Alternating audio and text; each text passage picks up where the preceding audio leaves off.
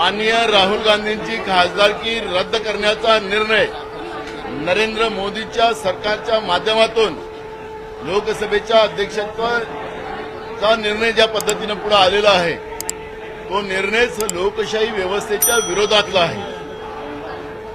ज्याप्रमाणे गेल्या 9 वर्षांमध्ये नरेंद्र मोदीचं सरकार आपल्या मित्रांसाठी जे राज्य करते आहे, ललित मोदी असेल, नीरव मोदी असेल, मेहुल चोक्सी असेल, विजा मल्ल्या असेल, अशा अनेक नावं आपल्याला त्याच्यामध्ये मोजता येईल। अशा लोकांनी लाखो हजारो कोटी रुपये या देशाच्या जनतेचे घेऊन पळालेत।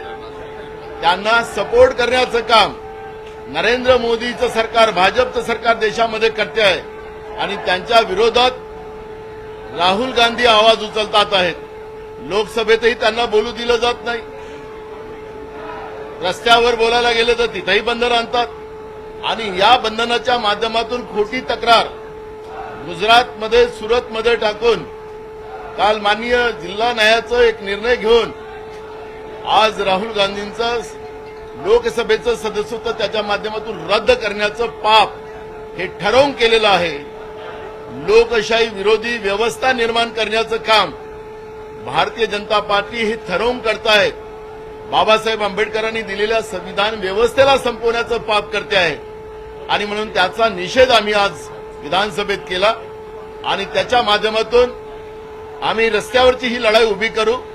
कारण की ज्याप्रमाणे इंग्रज वागत होते त्यांच्या विरोधात, त्यांच्या अत्याचाराच्या विरोधात जो कोणी बोलेल त्याला फाशीची सजा दिली जात होती, त्याला मारलं जात होतं, गोळ्या झाडल्या जात होत्या आणि म्हणून या लोकशाहीच्या व्यवस्थेच्या माध्यमातून कोणाला ईडी लावायचं, कोणाला सीबीआय लावायचं आणि त्याला दबावात ठेवायचं। पण राहुल गांधींनी सांगितलं तुम्ही कुठेही टाका, मी तुमच्या विरोधात जे काही पाप देशातलं, रिझर्व्ह बँक लुटून टाकली तुम्ही लोकांनी, देशाची तिजोरी लुटली आणि म्हणून मी तुमच्या विरोधात बोलेल, अशी भूमिका सातत्यानं मांडणारे राहुल गांधींना आज त्यांचं लोकसभेचं सदस्यत्व रद्द केलं, त्याचा आम्ही निषेध करतो आणि भारतीय जनता पार्टीच्या कृतीचा आणि नरेंद्र मोदीच्या सरकारचा आम्ही धिक्कार करतो। सर, डिस्क्वालिफिकेशन पे क्या कहेंगे हिंदी में राहुल गांधी?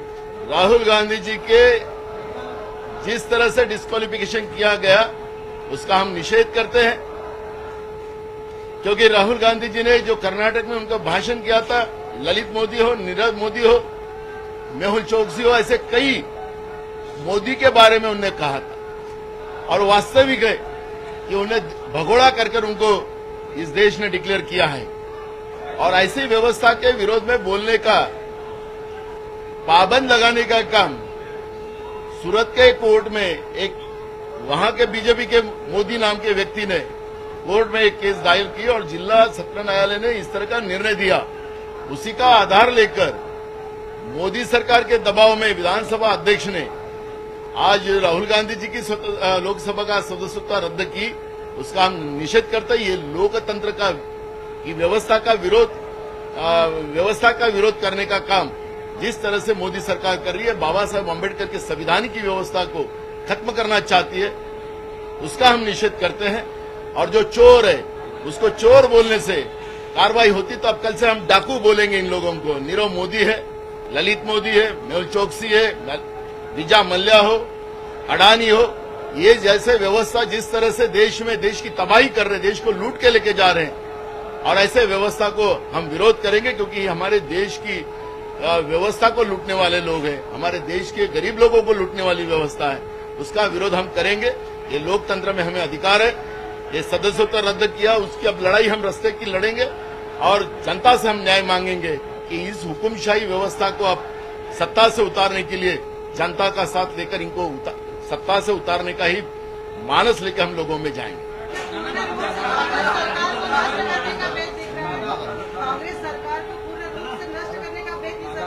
देखो, सभी विरोधी दलों को, क्योंकि उनके जो राष्ट्रीय अध्यक्ष जेपी नड्डा, उन्होंने स्पष्ट कहा था कि हम जितनी भी लोकल स्टेट बॉडियां हैं, उनको पार्टियां हैं, उनको हम उद्ध्वस्त करेंगे, जाहिर में कहा है।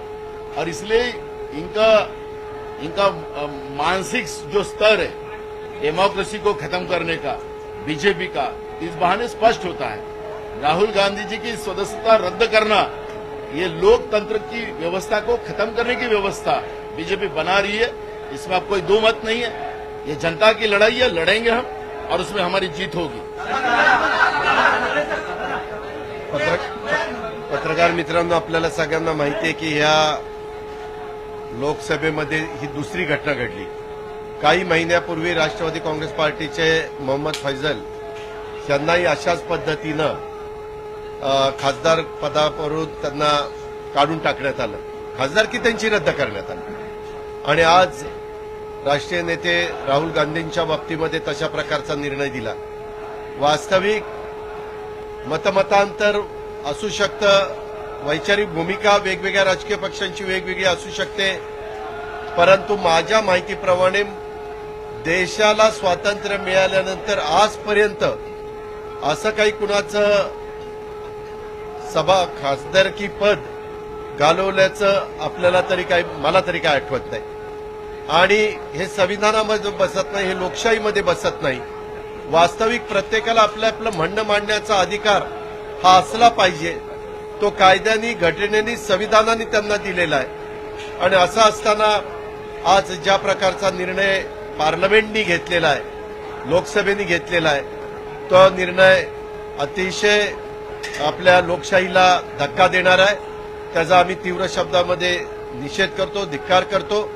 हे आपल्या महाराष्ट्रात शाहू फुले आंबेडकरांच्या ज्यांनी जी आपल्याला घटना दिली किंवा विचार दिले, त्या महापुरुषांनी जे काही आपल्याला सांगितलं ते कशातच त्याच्यामध्ये बसत नाही।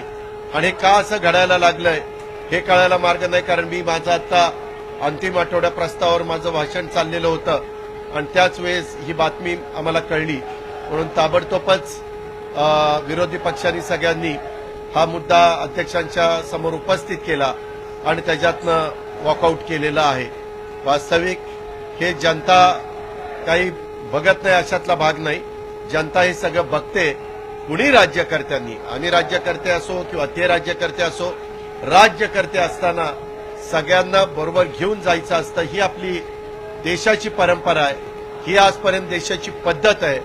परंतु त्यालाच तिलांजली देण्याचं काम ह्या निर्णयाच्या निमित्तानं आपण पाहतोय आणि अशा प्रकारचा हा दुसरा निर्णय आहे।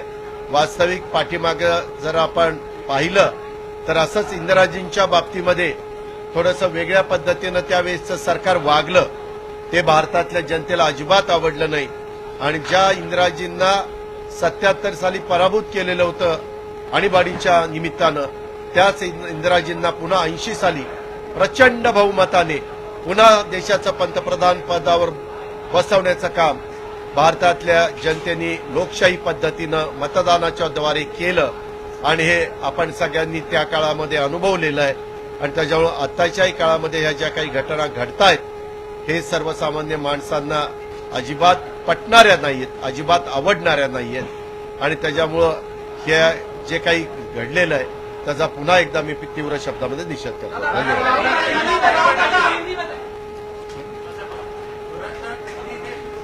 नाही, अभी मराठी में करता होतो। राहुल गांधी यांचं सदस्यत्व लोकसभेचं रद्द केलं, हा लोकशाहीवरील हल्ला आहे।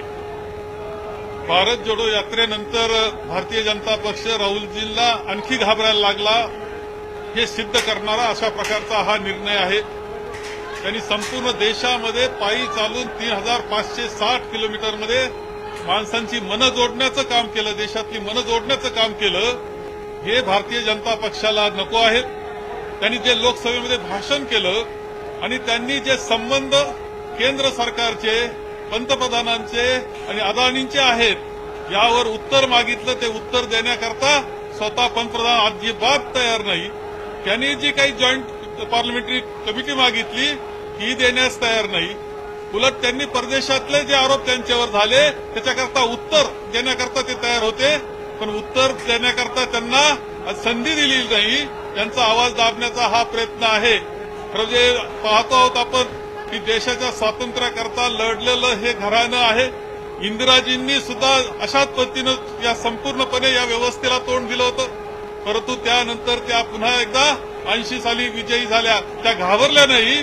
राहुलजी सुद्धा यांच्या दडपशाहीला बिलकुल घाबरणार नाही।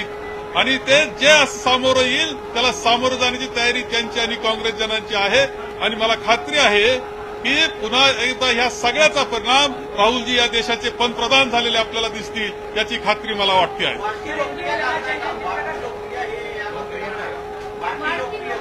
मी आपल्याला सांगितलं की भारत जोडो नंतर तर पूर्णपणे चित्र देशामध्ये बदललेलं आहे.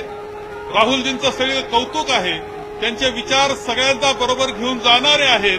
याची सगळी भीती जी आहे ती आता भारतीय जनता पक्षाला वाटते आहे.